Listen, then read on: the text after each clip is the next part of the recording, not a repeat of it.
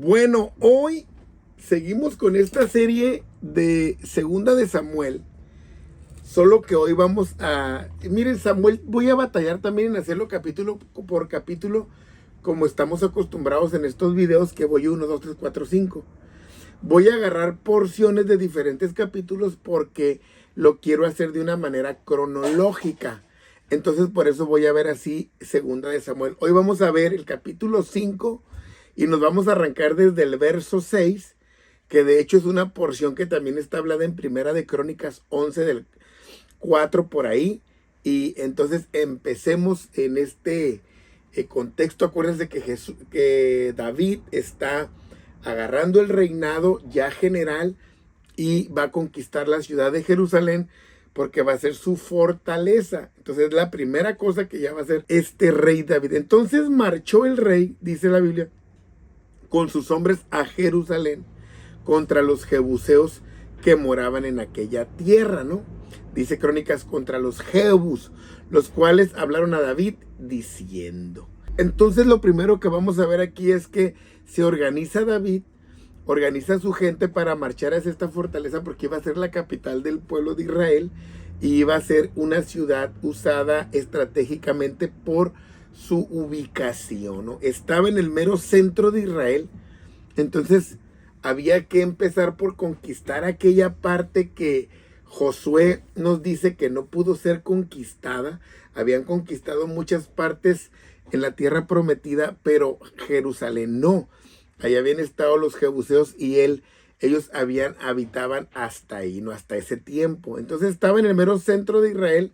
Entonces había que empezar por sanar desde lo más profundo y así las ramificaciones de Jerusalén hacia las demás tribus pues iban a ser sanas, ¿no? O sea, es como hablar de sacar un cáncer, porque ese cáncer estaba mero en medio y ahí se iba todo ese cáncer de corrupción, de violencia, de sexualidad, de idolatría, de paganismo, de hechicería, todo se distribuía, entonces era como el corazón y era lo que primero quería David conquistar. El cristiano igual debe de empezar por el corazón, sanar el corazón, que no haya raíces de amargura, que no hayan cosas que contaminen la mente, que contaminen el cuerpo, los miembros, sacar ese cáncer porque Satanás le tenía bien tomada esa ciudad, tenía bien arraigado el paganismo ahí, como también con nosotros, así Satanás llega y se apodera de nosotros, pero Cristo vino para desbaratar esas obras del diablo. Y yo te invito a que dejes que Cristo sea el que conquiste tu corazón, que del corazón entonces mane vida, ¿no? Entonces eso lo podemos ver aplicado en que David era lo primero que quería conquistar y Cristo es lo que quiere en nosotros, el corazón, que saquemos ese cáncer de odio, esas amarguras, esas tristezas, ¿no? Entonces, esta ciudad que nunca había sido, como les decía, totalmente doblegada desde Josué, ahora iba a ser doblegada por David cuando estaban ahí los jebuseos, ¿no? Antes llamada Salem, porque acuérdense que desde el tiempo de Abraham ahí llegó Melquisedec, rey de Salem, que era la misma ciudad, ¿no? Y además que es de las ciudades más famosas del mundo. Entonces David va hacia Jerusalén para conquistarla y le dicen los jebuseos, tú no entrarás acá, pues aún los ciegos y los cojos te echarán. Queriendo decir, David no puede entrar acá, porque estaban tan confiados de sus fortalezas, de sus muros, de toda la protección que ellos tenían, estaban bien confiados de cómo desde hacía mucho tiempo no la habían podido conquistar desde el tiempo de Josué. Entonces esto para ellos era un argumento poderoso y estaban también menospreciando a David. Tú no lo puedes lograr, tú no eres nadie, tú eres un prófugo.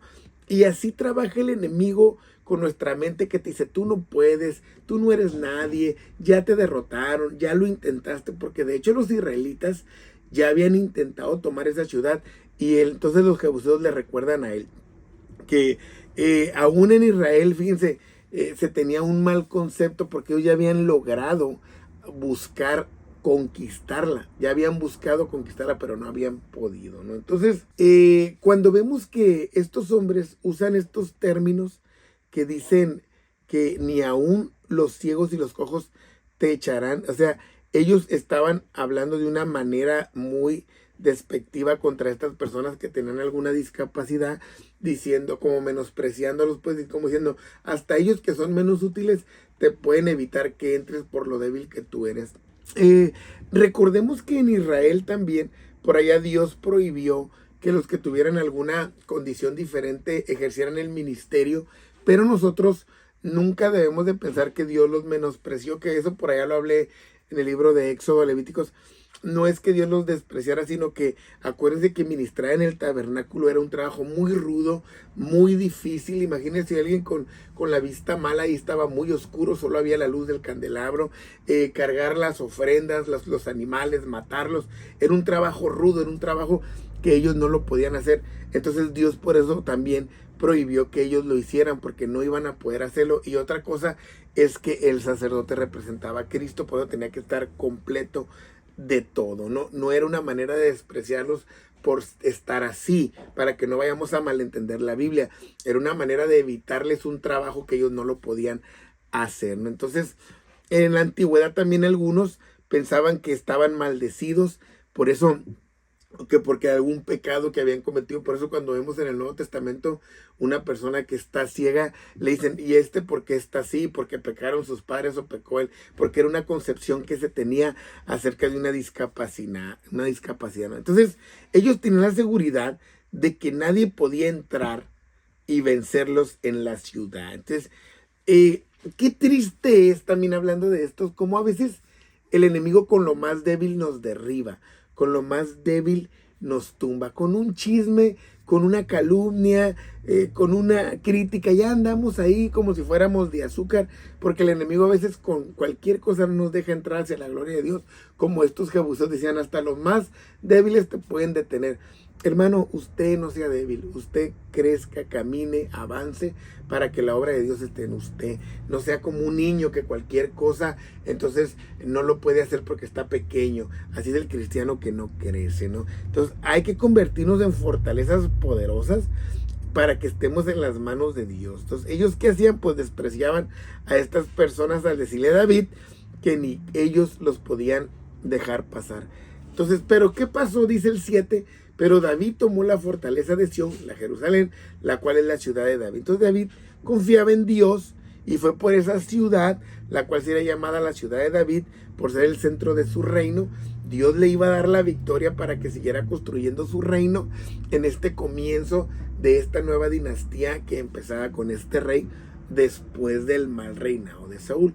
Verso 8, y dijo David aquel día, todo el que hiera a los jebuseos, dice Crónicas, el primero que lo haga será cabeza y jefe, y que suba por el canal y hiera a los cojos y ciegos aborrecidos del alma de David. Dice, vea esta palabra, dice que suban por el canal, porque hasta actualmente Jerusalén está con canales subterráneos que conectan a la ciudad. Dicen que de hecho puedes cruzar la ciudad por abajo por los sistemas de canales que tienen.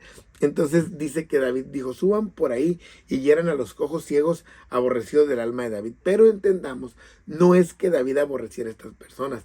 De hecho, más adelante vamos a ver el amor que le demuestra a Mefiboset, hijo de Jonatán, sino que él está hablando en el idioma que ellos están hablando, con ese mismo sarcasmo, como diciendo, esos vas a poner para que me detengan, entonces voy sobre ellos, pero era una manera sarcástica, ¿no?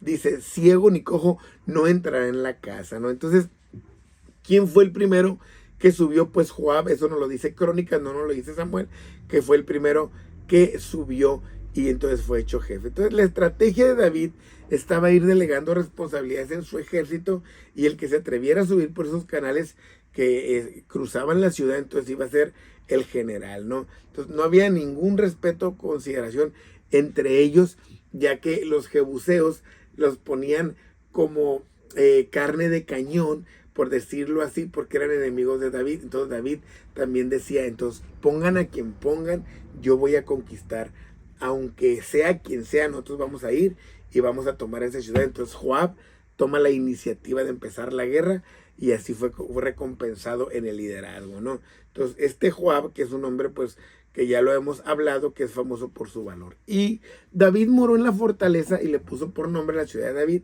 y edificó alrededor desde Milo hacia adentro, y Joab dice Crónicas, le ayudó en la reparación. Entonces fue así como David, hermanos, toma control sobre esta ciudad, la cual es la más nombrada en la Biblia y tiene una analogía espiritual, y empezó a condicionarla para su capital, y Joab le ayudó en todo. Entonces, ¿qué podemos rescatar aquí de estas cosas tan maravillosas? Es que vamos viendo la construcción de este reinado de David. Primero, no se deja seducir por los hombres malos, por los hombres que quieren venganza, y él empieza a trabajar conforme el corazón que Dios le ha dado. Ese es el trabajo que él hace, y ahora ya tiene su centro de operaciones, que es estratégico, porque aparte está en una colina alta donde pueden ver a todos los enemigos cuando se acerquen, ¿verdad? Entonces empieza así el reinado de David. Dice que David iba adelantando y engrandeciéndose, y Jehová Dios de los ejércitos estaba con él. Entonces el reinado de David empezó así fuerte, avanzando, igual que el de Saúl, con la diferencia de que Saúl pues fue elegido por el pueblo antes de tiempo y David por Dios.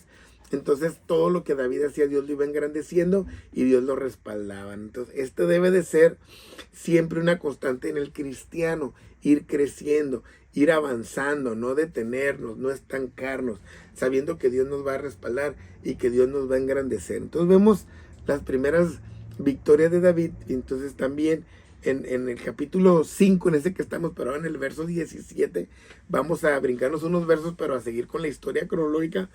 Oyendo los filisteos que David había sido ungido por rey sobre Israel, subieron todos los filisteos para buscar a David, y cuando David lo oyó, descendió a la fortaleza contra ellos. Entonces, los filisteos también quisieron aprovechar la oportunidad para vengarse de David.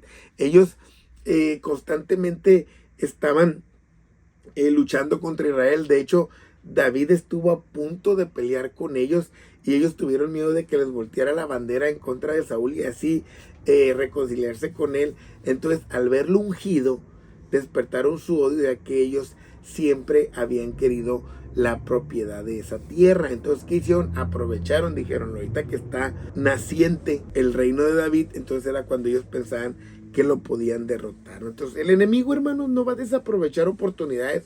Él, en cuanto tenga la oportunidad, vendrá para atacarte y así detener lo que Dios tiene para ti.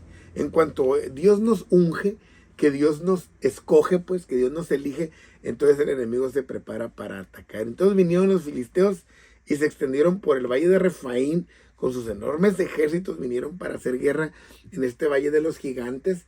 Ya se las traían a David guardadas. Acuérdense que él había matado a aquel Goliat, aquel gigante, con su onda. Entonces vinieron. Entonces, cuando ven y se juntan, consulta David a Jehová y dice: iré contra los filisteos, los entregarás en mi mano.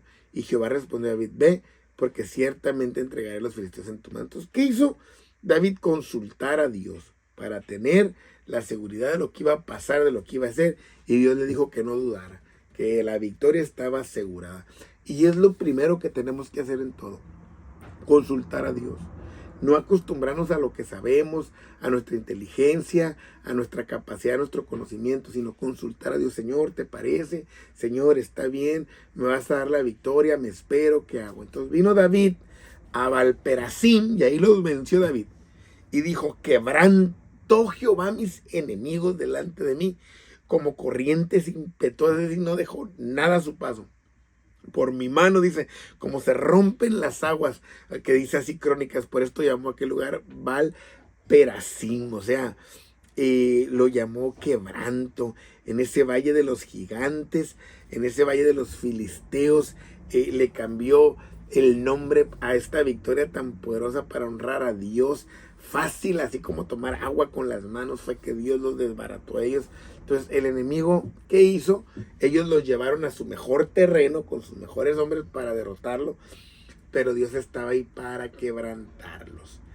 Dios va a quebrantar toda estrategia del enemigo contra ti, todo plan que haga el diablo, todas sus maquinaciones las va a quebrantar, aunque él te quiere llevar a su mejor terreno, pero Dios está contigo. Y dejaron allí sus ídolos. Cierro este video. Y David y sus hombres los quemaron. O sea, del miedo, de la sorpresa, de la devastación que se llevaron, de la derrota tan poderosa, tan tremenda, ni se acordaron de aquellos ídolos que llevaban como símbolo de protección. Ahí los dejaron tirados, ahí los dejaron abandonados porque los ídolos no son nada. Y David y sus hombres los quemaron. Tarde que temprano le pedimos a Dios que muchos abandonen sus ídolos, para que se den cuenta que ellos ni oyen, ni hablan, ni responden, ni nada. Cuando tú reconozcas al verdadero Dios, a nuestro Señor Jesucristo, te darás cuenta que Él no quiere imágenes, Él no pide imágenes, porque Él te dio la capacidad de que se vea en ti, que tú seas la imagen de ese Dios invisible y estás hecho a su semejanza. Entonces, bendiciones y espero que estos videos te ayuden.